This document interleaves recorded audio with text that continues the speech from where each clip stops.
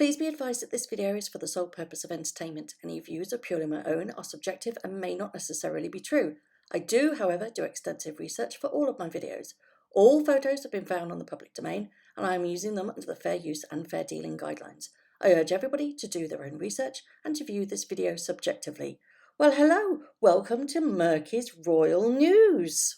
Welcome back to Murky Meg's Royal News. Now, it's been an interesting past couple of days for the royal family. I'm going to start off with something I thought was beautiful. Yesterday, a picture of Princess Charlotte was released. It was simply beautiful. It's her in the garden or a field and she's smelling the bluebells. It was a really lovely natural picture and you could see that Kate's talent for photography really shone through. It showed that Charlotte was quite inquisitive in nature and, Kate's a really talented photographer and it was nice to see something a little bit different from the royal family. It felt a bit more personal, didn't it? I'd love to see more of these pictures being released, please. Kate also was featured on a very popular podcast, Happy Mum, Happy Baby, and this is presented by Giovanna Fletcher.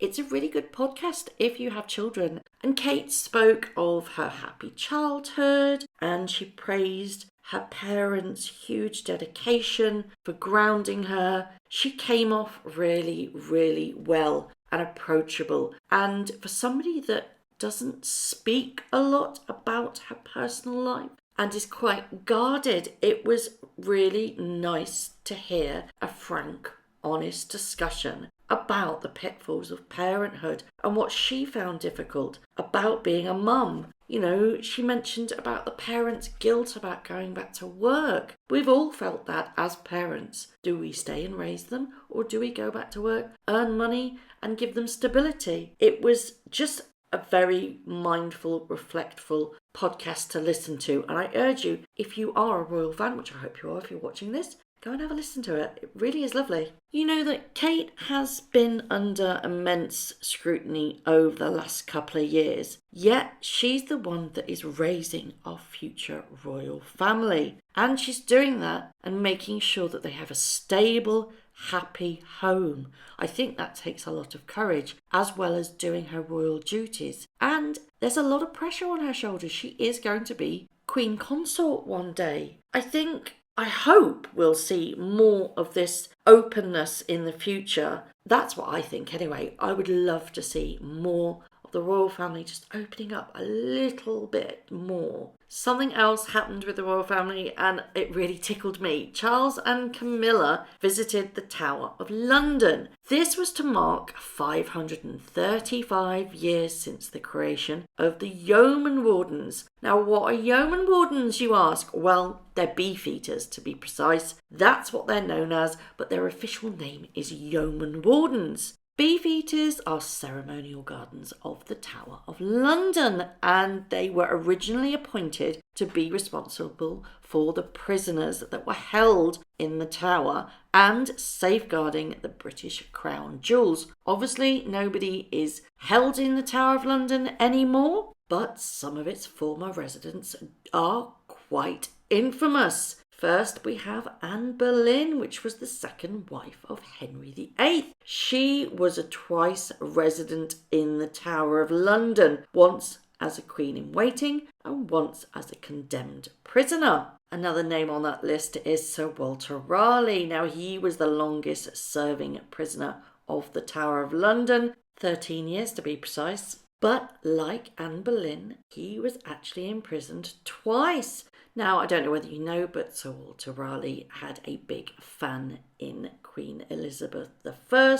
She was quite smitten with him, but she got particularly mad when he married one of the Queen's maids of honour, Elizabeth Throckmorton. It was only a very short stay, but later on, he was confined to the Tower in 1603 after he was accused of plotting against King James I.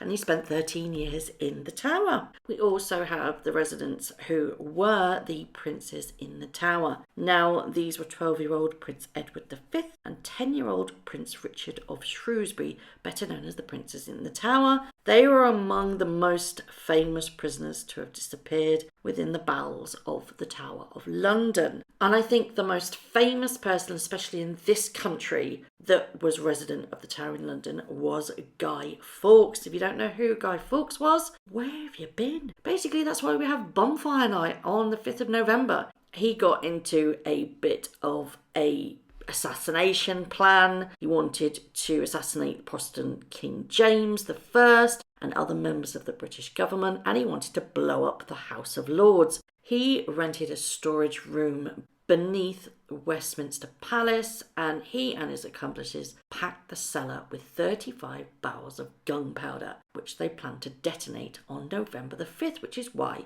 we celebrate Bonfire Night. Now, don't worry, we're not terrible people. It didn't go to plan. It was foiled, and there was an anonymous letter that led the authorities to search the cellar. But that's why we celebrate it, because it didn't happen. And Guy Fawkes in this country doesn't happen so much these days, but when I was a child, we used to build an effigy with old clothes, and you used to get your mum's tights and stuff it with newspaper to create a head. You draw a face on it, and that represented Guy Fawkes. And that effigy of Guy Fawkes was put on your bonfire, and he was burnt. Before that, you used to tout it round the village and go and get penny for the guy and try and get some money out of your neighbours. Weird childhood we used to have, but it's standard procedure in the 70s and the 60s and the 80s. Not so much these days, though. I don't know why it died out, but it was fun. Bit macabre, but us Brits, weird sense of humour, haven't we? Now, while Charles and Camilla visited the Tower of London, there was loads of photo ops, some really lovely pictures that were released. It was lovely to see them interacting with the beefeaters, and while they were cutting the cake, somebody jested at Camilla that she should get a job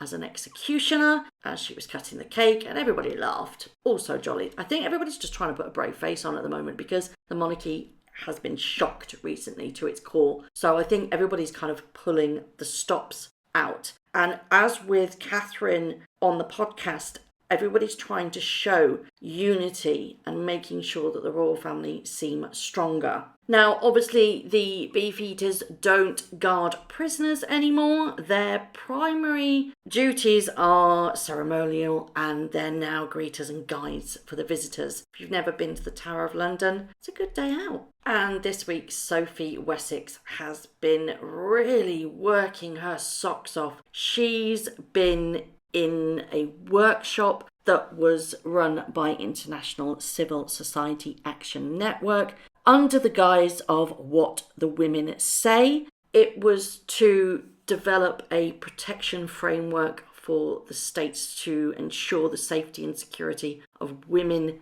peace builders. She was also in Munich to learn more about how they support the refugee community and the young women and the girls suffering from domestic violence, abuse and trauma. I think Sophie gets so overlooked, and that's why I'm trying to make sure that the videos that I do on this channel, I focus on her as well, because she is one of the hardest working royals, as with Princess Anne. And I think that her work doesn't really get shone upon, and I think she deserves so much more coverage. The Duke of Cambridge, i.e. Prince William, was also busy this week. Now, he marked the 150th anniversary of the Metropolitan and City Police Orphan Funds by hosting a reception at St James's Palace for the children and the families supported by the charity. Again, he's championing things that he really does believe in, and he can lean into that. He lost Diana too, let's not forget that one. He doesn't tout it out so much. He's a bit more introverted, but he still can lean into his experiences and help people that need help. He made a very impassioned speech, and it was quite moving. If you've not read it, head over to the royal website. They've got it all on there. It is quite moving. The most poignant part of the speech was when he said our society is defined by how we look at those who keep us all safe. It matters deeply that we help the families who play such an important role in supporting them. And that quintessentially is what this charity does. It helps those supporting the orphan children of the Met Police. These are people whose parents have died in service, protecting us, the UK citizens, and I think it's an admirable charity, to be fair. Just going back to Sophie, because she's done even more, and I want to glow for this woman, I really do. She visited the Shooting Star Children's Hospice, which she is patron of. She sat there and she did activities with them, and it was lovely to see her just be. No pomp, no ceremony, nothing. She got down and she just did what she did best. Now, I could talk for ages on this. I will obviously do another video next week, but I want to end with something of a great achievement. Duchess of Cambridge, has been championing the 5 big questions, and it was the survey to try and help the national conversation and bring about positive, lasting change for generations to come. Something that she has created and championed. You can really see where her focus is now being driven. Family, creating safety. It's really admirable. And if you haven't already taken part in the survey, I have. Go along to it is 5bigquestions.org.uk and take part in this survey. You can see that she's just trying to make sure the early years in children's life are the most critical. That's where we develop. That's where we get our confidence. And it's building from the ground up. And it's wonderful to see. That's all for today. I really hope that you have enjoyed this. I hope that you have found it informative. Please like and subscribe. It means the world to me that I can develop this other channel and bring more positive light towards our beloved royal family. Thank you very much for watching. If you haven't already, please subscribe to my YouTube channel, hit the notification bell and also that like button. I'd like to take this opportunity to thank all of my followers for all the tips and all the emails, DMs that everybody sends to me. It really is greatly appreciated. So thank you very much for watching once again.